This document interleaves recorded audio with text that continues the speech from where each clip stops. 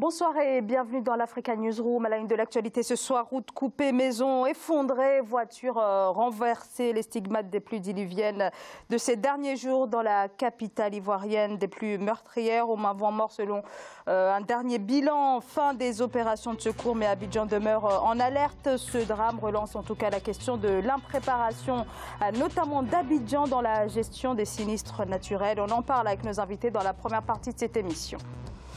Et question dans 20 minutes sur l'impact de la crise politique sur l'économie togolaise. Nous verrons cela dans la deuxième partie de cette émission. À suivre également, le Burkina Faso pourra-t-il suivre l'exemple marocain dans l'exploitation des énergies renouvelables? Le Maroc et le Burkina Faso viennent d'établir un cadre de partenariat en ce sens, une coopération sud-sud capitale pour le Burkina Faso où le taux d'électrification est l'un des plus faibles du continent africain. Et pour débattre de ces actualités, avec moi sur ce plateau, Monsieur Pierre Franklin Tavares. Bonsoir. Bonsoir, madame. Vous êtes philosophe. À mes côtés également, Malik Faye. Bonsoir. Bonsoir, madame. Vous êtes responsable de la communication du Parti socialiste du Sénégal en France. Et sur ce plateau également, Monsieur Oumar Diop. Bonsoir. Bonsoir, Sarah. Bonsoir à tous. Vous êtes consultant en finance. Merci à tous les trois d'avoir accepté notre invitation. Place à l'actualité politique.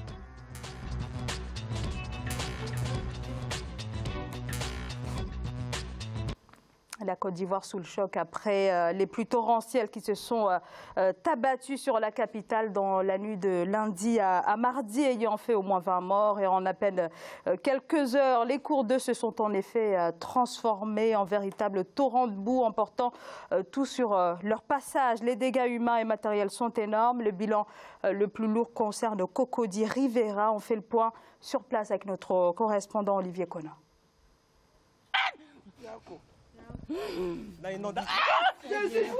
Cette dame en pleurs est la sœur d'une victime présumée des inondations ici à la Riviera Palmeraie, dans la commune de Cocody. Son frère serait sorti malgré les mises en garde de certaines personnes vu l'intensité de la pluie. Mais rien n'y fit. Malheureusement, le drame est arrivé. Il a été emporté, sa voiture lui par les eaux. Aujourd'hui, actuellement, cette dame est inconsolable. La population est partagée entre résignation et colère. Pour beaucoup d'habitants, la faute incombe aux autorités qui n'ont pas pris les mesures proactives pour prévenir tout danger et éviter que ces drames surviennent. Il faut que l'État vraiment s'occupe de cette rue-là. Rue Muni, ça fait 15 ans que ça existe. On a ce problème-là. Et tous les ans, c'est la même chose. Les gens ont construit de façon anarchique. Ils sont venus, ils ont essayé de chasser les gens. Ils ne sont pas revenus. Ils font des actions, ce n'est pas suivi.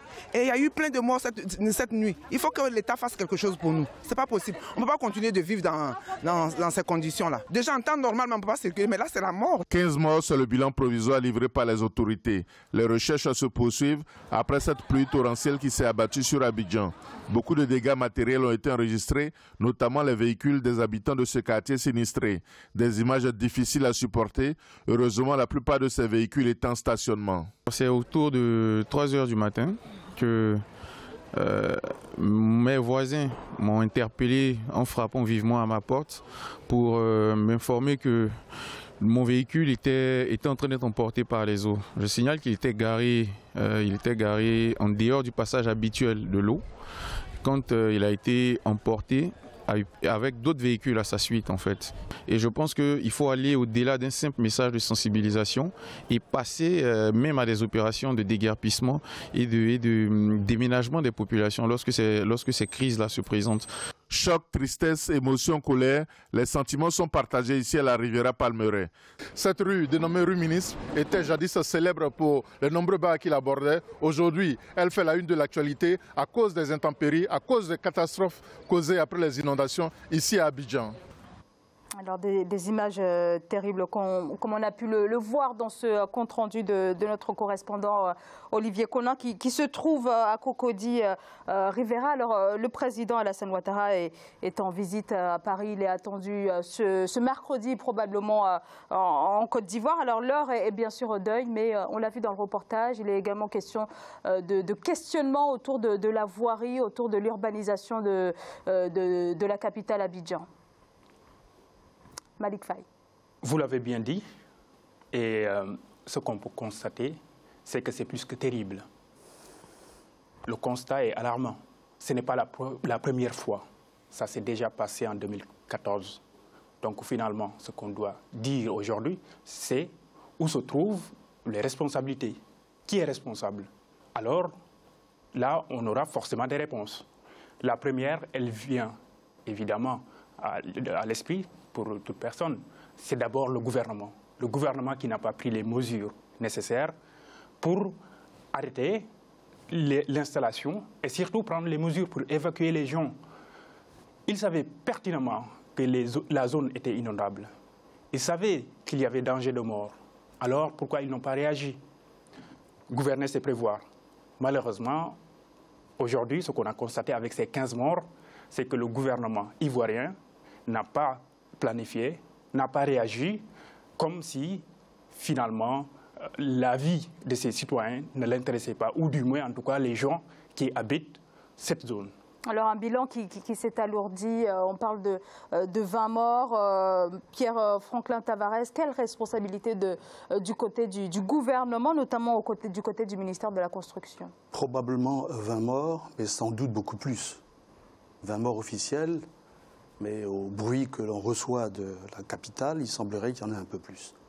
Bien évidemment que pour situer les responsabilités, il faut au préalable rappeler quelques grandes données qui concernent la Côte d'Ivoire, qui est un pays qui est situé en zone équatoriale, chaude et tropicale humide.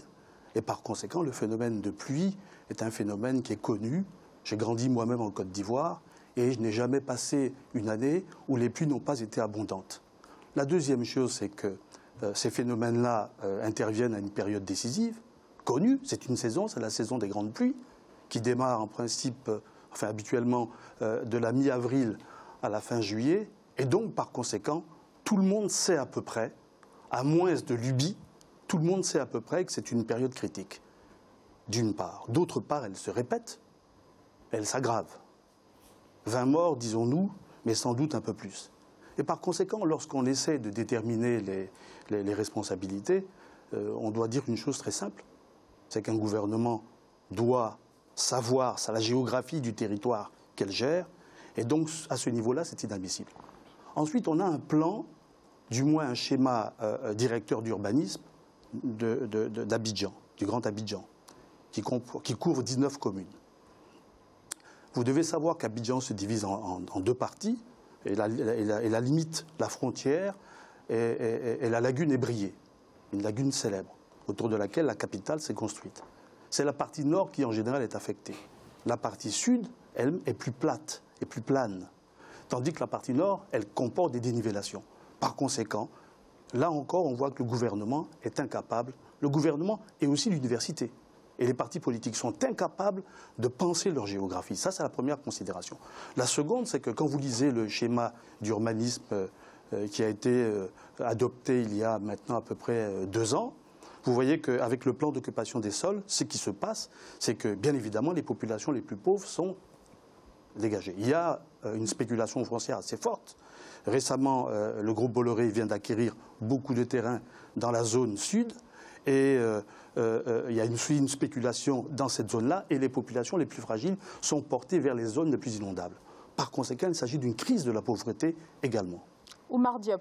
Alors, je commencerai d'abord à présenter mes condoléances au peuple ivoirien. Donc, il y a eu 20 morts et à côté de cela aussi, on a des dégâts matériels. Donc, c'est quelque chose qui est effectivement tragique, surtout pour ces franges de la population qui certainement n'a pas les moyens de les réparer. Moi, je ne vais pas tout de suite pointer du doigt le gouvernement actuel ivoirien, parce que la Côte d'Ivoire vient de loin. Donc on a vu ce qui s'est passé en 2011, et là où ils sont actuellement, surtout au niveau du rayonnement international, c'est un pays qui a fait énormément de progrès. Donc on a beaucoup investi dans pas mal de secteurs d'activité, et naturellement dans certains d'autres, il y a certainement des failles. Mais ceci dit, il y a quelque chose qui a été dit et que je rejoins, c'est au niveau de la géographie de nos pays. Moi, par exemple, j'ai commencé mes études en géographie, notamment sur la ville de Dakar. Rien qu'à voir la courbe topologique de la ville, il y a certaines zones qui sont inondées. Tout le monde le sait à l'avance. C'est des zones où il ne faut surtout pas habiter. Donc, mais malheureusement, les populations n'y s'y attellent pas parce qu'il y a un manque d'assistance au niveau de la population. Et la deuxième chose, c'est au niveau de la qualité de nos infrastructures. Parce que les images qu'on vient de voir ici, la voirie, elle est impraticable. Même quand il y a de fortes pluies, l'Afrique aujourd'hui est consciente de ce phénomène. On est dans une zone intertropicale, c'est très proche des zones intertropicales comme la Guinée par exemple, où c'est extrêmement pluvieux. La pluviométrie elle est importante pendant l'été. Donc les pluies sont fortes. Il faut prévenir cela. Et nous, on ne fait pas de la prévention. C'est ça le problème. Les infrastructures qu'on fait, il faut arriver à prévenir. Quand on prévient, on essaie de sauver des vies humaines. Malheureusement, tout ça, ça n'a pas été fait en amont et ça ne date pas justement de 2011 à partir du gouvernement actuel. Moi, je préfère nuancer un peu. Il y a une historique qui n'a toujours pas été faite. C'est pas juste la Côte d'Ivoire, c'est partout pratiquement en Afrique. Moi, quand je vais au Sénégal, des villes comme Tcharoy, etc., c'est pratiquement pareil. Donc, il y a aujourd'hui un manque de maîtrise de nos géographies, de nos topographies, qui font qu'aujourd'hui, on a des risques naturels qu'on ne peut pas gérer à l'avance. Alors, vous dites qu'on ne peut pas, dans l'immédiat, pointer directement la responsabilité du gouvernement, mais qui est responsable. Bien sûr, il s'agit d'un phénomène naturel. Je ne dis pas qu'il ne doit pas y avoir d'assistance, qu'il ne doit pas y avoir tout cela.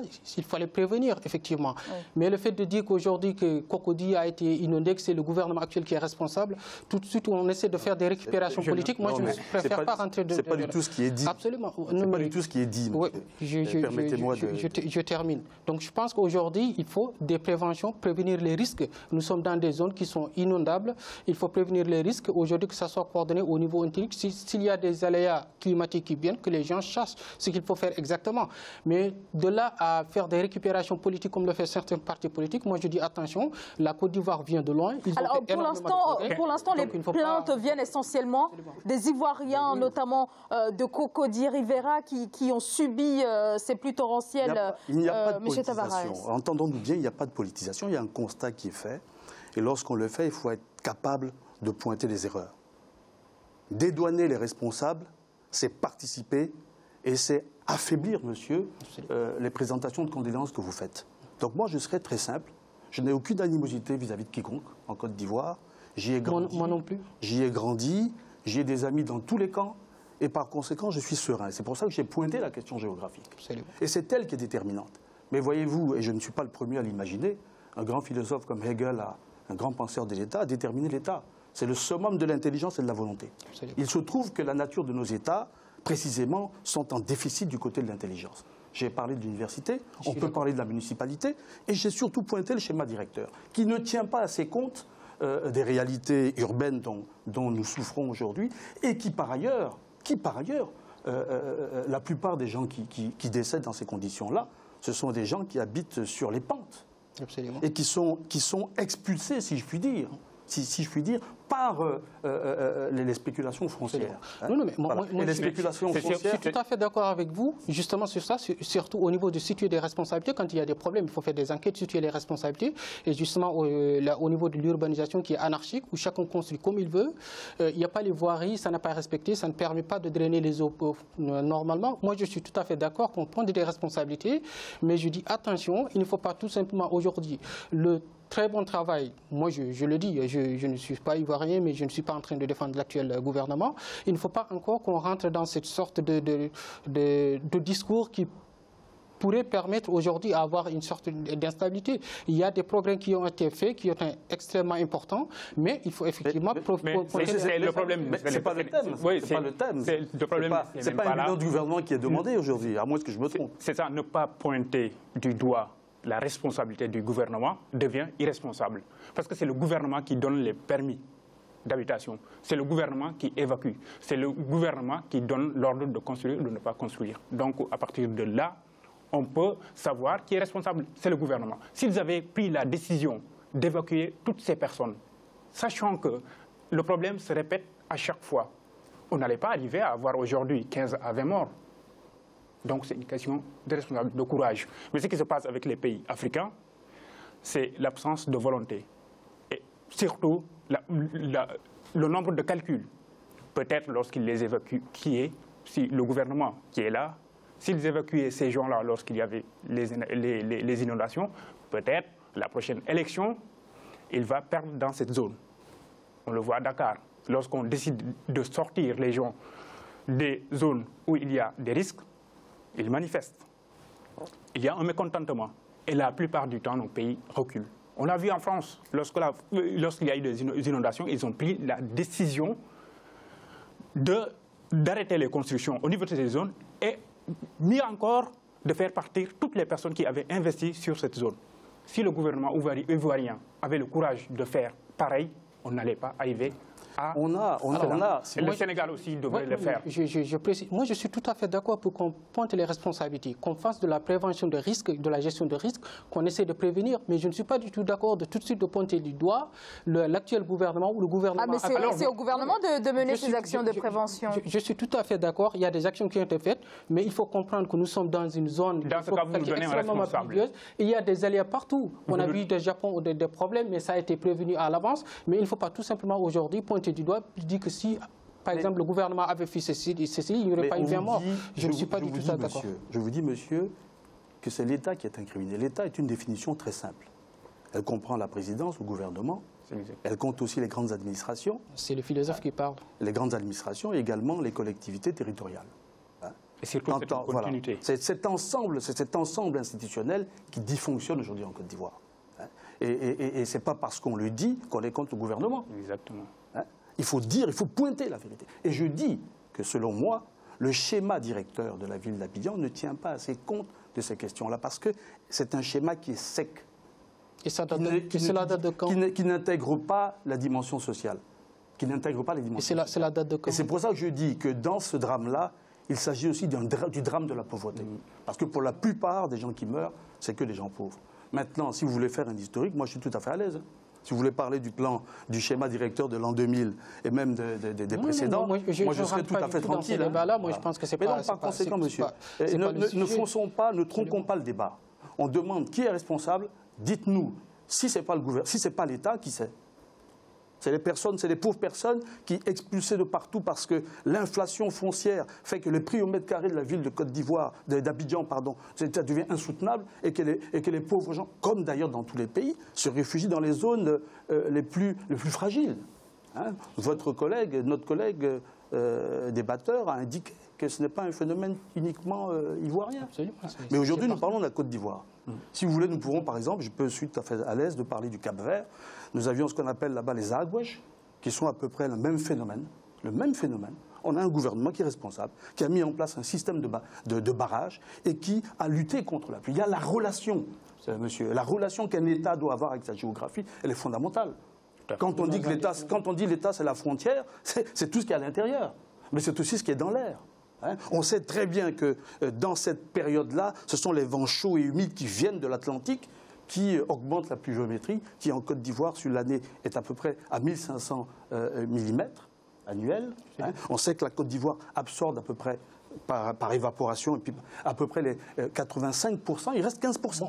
Moi, je pense que c'est la science, monsieur. S'il y avait une surprise, il faut pousser nos États à mieux réfléchir, à mieux tenir compte des populations. Moi, j'invite le gouvernement ivoirien à ce que le schéma directeur intègre toutes les grandes pressions sociales, parce qu'on ne peut pas les déguerpir tout simplement. Je suis tout à fait d'accord. Il faut comprendre que chaque pays a ses réalités géographiques. Ça, c'est comme ça, partout dans le monde.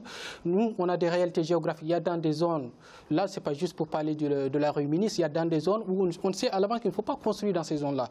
Malheureusement, aujourd'hui, il y a beaucoup de spéculations qui font ça. Et ça, on a beau faire de la prévention, il y aura toujours des problèmes auxquels le gouvernement fera face. Je suis tout à fait d'accord qu'il faut assister ces populations-là, essayer d'apporter leur aide, mais on ne peut pas aujourd'hui dire aujourd'hui... Mais monsieur, ne faites pas de la manœuvre en nous donnant le mauvais rôle. On n'est pas là pour accuser quiconque.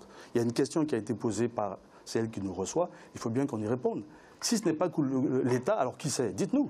Mais même si on faut ramener en tout cas le problème à d'autres pays. Le Sénégal, moi je suis au gouvernement quand même aujourd'hui. Et je vois que les politiques ne suffisent pas. Il y a parfois un manque de courage. Et c'est ce manque de courage qu'il faut assumer, qu'il faut pointer du doigt.